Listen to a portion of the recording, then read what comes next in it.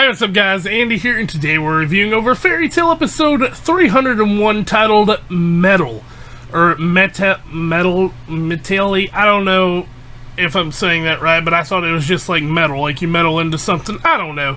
Anyway though gang, this episode was really good, but remember last week we didn't do it, so we're going to talk about episode 300 a little bit beforehand, right before I roll the intro here, but this episode was amazing. Jellal, I reminded myself how much I love Jellal, because I fanboyed out for a minute, as you can tell by the thumbnail, but also I forgot about Zancro, Precht, is that his name? Preached? I don't know. Anyway, though, gang, a lot of cool stuff happened. Confirmed Erza has Conqueror's Hockey. We'll talk about that. But, yeah, other than that, you know, let's jump into 300's review. Just a little quick side review, and then we'll get right into 301, because there's a lot of stuff I do want to talk about. So without further delay, don't forget to like, comment, and subscribe, and let's jump into the 300 review before 301, if that makes any sense. So I'm not going to be talking about everything, but I do want to talk about this, because Jacob got beat due to Lucy making the smartest play I've ever seen her make. So she tells him, she's like, you know, two of your members are in there, Brandish and Marin, and so he releases them, and then she uses Gemini to copy Marin's magic to where all the spatial magic stops, and then all the guild members get released, and Makarov one-shots him, and then Natsu takes him completely down. Cutting over to the next scene, Mavis wants Kana to use fairy glitter on her. That way it'll kill her current body and release her old body. So I don't know how that's going to work, but we'll see.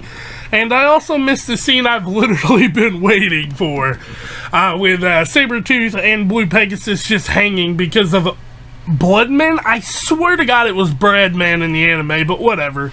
And we also get the reveal of Neinhart, who is a I haven't seen August, Larcade, or Irene fight yet, but Neinhart's probably my favorite, I'm not gonna lie. I love this character design, and his magic is really cool, but apparently really easy to beat, so we'll talk about that. But let's get into the 301 review, because oh my god, there's so much to talk about. Your lips, they tasted like those cigarettes, staring at the moon.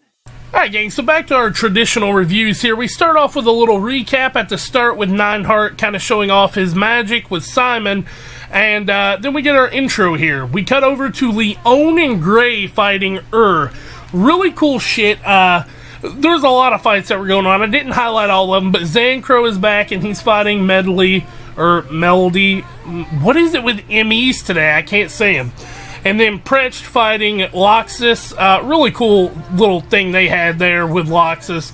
And we cut over to me fucking hating Hero. She's like, would you like some more of my tender love? And I'm just like, Hero, you sick son of a bitch. But alright, whatever. And then it is confirmed that Erza has Conqueror's Hockey.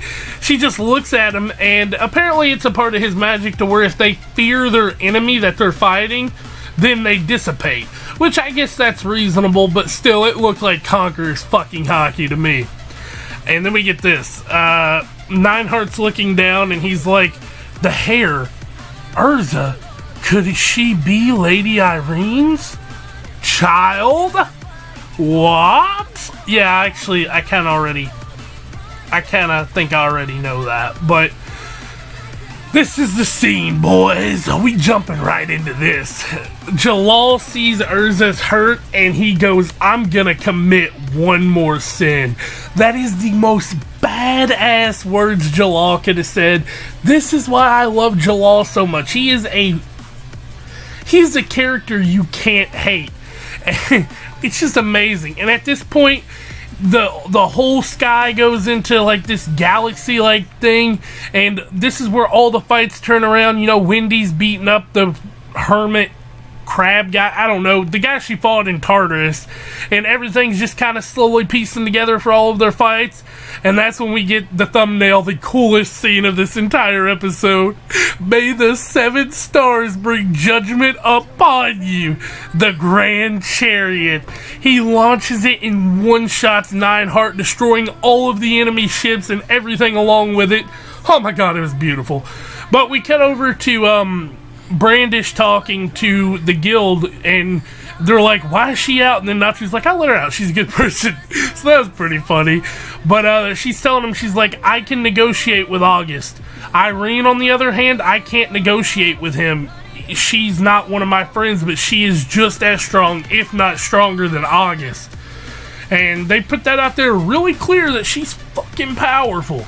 And, you know, then they talk about how, you know, should we trust her? And Natsu's like, then it's settled. I'm gonna beat up August. And then Lucy hits him and he's like, have you been paying attention? This was one of the funniest scenes ever. I love this scene. I don't know why. We cut over to another I fucking hate you hero moment. Kagura remembered giving Jellal mouth to mouth, which, by the way, that happened. I don't know if I mentioned it, but yeah, and then she goes, Erza, I'm sorry, this is my payback here, so she kisses her. Okay, whatever. I don't know why these two got name dropped, but this is Juliet's son and Hein Lunacy, and they are Lady Irene's division members, and she pretty much turns the entire land into roses when it was snowing.